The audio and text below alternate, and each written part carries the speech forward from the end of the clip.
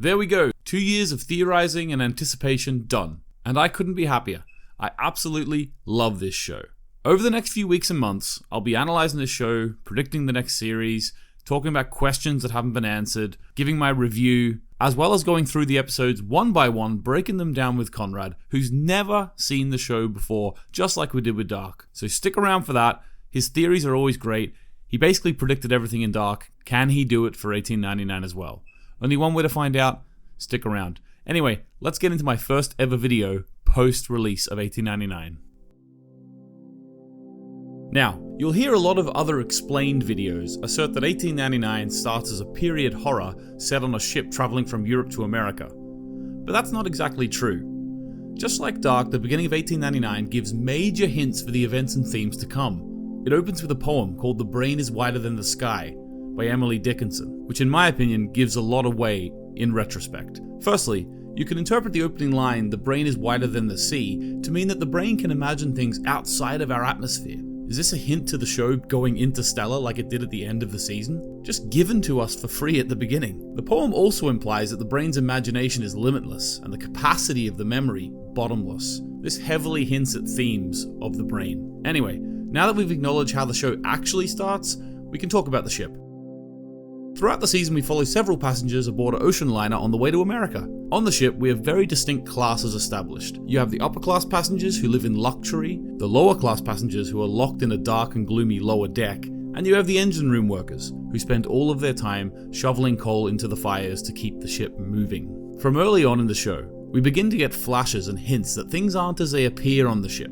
There's the fact that T is drunk in unison, as well as passengers seeming to be haunted by their past. There's also the occasional interesting editing decision, like showing a flash of a colourful beetle when the young Danish girl Ada touches Mora's womb, obviously heavily implying that the boy is her son. Also, sporadically the score includes sounds reminiscent of dials being spun to find a frequency, all of which is implying that what we are seeing might not in fact be reality. Things only get crazier after they decide to go and investigate a lost boat, the Prometheus, a decision which is highly divisive amongst the passengers. Aboard, they find a boy carrying a black stone pyramid. He immediately offers it to Mora, which is something in hindsight which makes a lot of sense. The captain, Ike Larson, then finds himself being haunted by his past.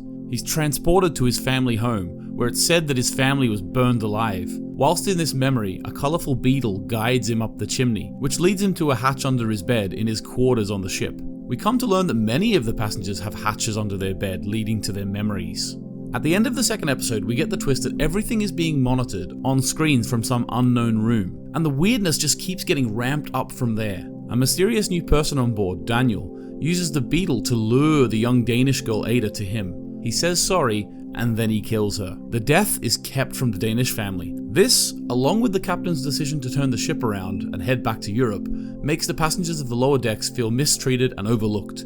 This ignites the flame of rebellion. As more people start to die, this leads a crew member, who you might recognize from this scene in Dark, yep, that one, to give a rousing speech to the lower decks. This leads them to carry out a mutiny against the captain, and Daniel uses a mysterious device to activate a machine in the engine room, which teleports the ship back onto its previous course. And of course, this is all set to the banger tune, The Killing Moon by Echo and the Bunnymen. During the mutinous fight that ensues, Iben, the mother of the Danish family, comes to the conclusion that the boy that was found must be the cause of all the death and horror that's been going on aboard the Kerberos. This leads her to throw him overboard. Although he was like, psych, I'm just going to show up in this cupboard back on the boat. And then the passengers are like, psych, and they lock him in the cupboard. Then when Mora tries to get him out, the time is somehow stopped, and Mora is able to take the boy and run. Another hint to something strange going on. In episode 5, as if these poor people hadn't been through enough, they hear some sort of calling and just walk off the side of the boat.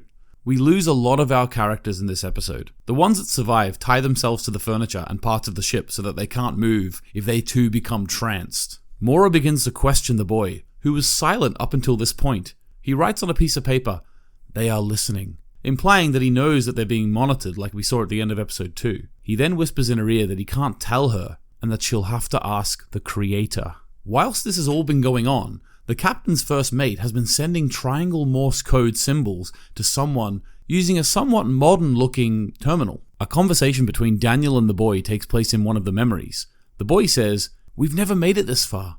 Maybe it'll work this time. This is a hint towards a loop of events. They've all done this before, and they seem to be trying to get Mora to realize something. Within an apparent memory, Mora goes to the mental institution and comes across her father. He has a syringe with black liquid in it. Mora asks, where's Kieran, her brother? He is said to be the person who sent her the letter so that she would board the Kerberos. She's injected, and she wakes up back on the boat. Henry Singleton, Mora's father, in the monitoring facility that we've had glimpses of, receives a message that the first mate sent, in triangles.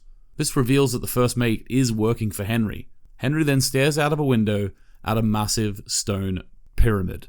Whilst in the mental institution memory room, Ike and Mora discovered that it's just a facade, and they're still on the boat. Obviously, if you haven't realized already, a lot of the ideas from here on out are rather abstract, much like the thoughts in your brain. Ramiro and Anchor find a book on the bridge, and all of the pages are full of the saying, "May your coffee kick in before reality does." This is the biggest twist of all for me. I theorized about what proverb they could be using on the clapperboard when they covered it up. Then it was revealed to be, "May your coffee kick in before reality does," and I felt like I'd been duped. I felt that they tricked me into thinking that it was actually useful. Well, I've been double duped. Maybe the coffee bean beast I predicted is in fact on the cards. Daniel follows Mora and Ike to the mental institution and gets threatened with a gun. He then yeets Ike to the Prometheus, which is in some sort of ship graveyard. In the final 2 episodes of the season, we get a lot of wool pulled from our eyes. Daniel reveals to Mora that he is actually her husband, and the boy, called Elliot, is their son. It's implied that Elliot died, and Mora created a simulation so that her son could continue to exist. It's the only way her family could remain together. We're told that they're all trapped in the simulation. It is described by Daniel as Plato's cave allegory, which Wikipedia describes as this. Plato describes a group of people who've lived chained to the wall of a cave all of their lives, facing a blank wall. The people watch shadows projected on the wall from objects passing in front of a fire, and they give names to these shadows. The shadows are the prisoner's reality, but are not accurate representations of the real world. The shadows represent the fragment of reality that we can normally perceive through our senses, while the objects under the sun represent the true forms of objects that we can only perceive through reason. The idea of this is that Mora is chained within the simulation and cannot perceive anything outside of it. Only through breaking free of her chains and leaving the cave or simulation can she know the true meaning of things. Of course, Plato's allegory also refers to education leading to a greater understanding of things, which definitely matches with the opening theme, "Feed your head." Right. This is where the motives of a number of characters come into light. Daniel and Elliot want to free Mora, as they view her as the one who can end the simulation once and for all. Henry, Mora's father, wants the pyramid and the key so that he can leave the simulation himself, and he wants Mora to stay in it forever. In episode 9, Henry gives a speech about the fact that the passengers make the same mistake every time the simulation is run. He posits that you shouldn't make decisions based on feelings, but purely logic and reason. This, for me, is setting up a major theme for coming seasons, 2 lenses for which to view the world fighting against each other. It's revealed that they've been looking for a key the whole time, a key which will allow them to leave the simulation. They said it could be anything. A code, a picture, anything. This makes it awfully convenient that it actually was just a key. I'm going to do a Season 2 predictions video separately. I just want to say quick, I think mentioning that the key could be a code might be something that is used in future seasons. I mean, they focused on the numbers on the doors an awful lot, and that was never really used, so that I think will come back. But if you're interested in more predictions and more theories and unanswered questions, subscribe so you don't miss my prediction videos.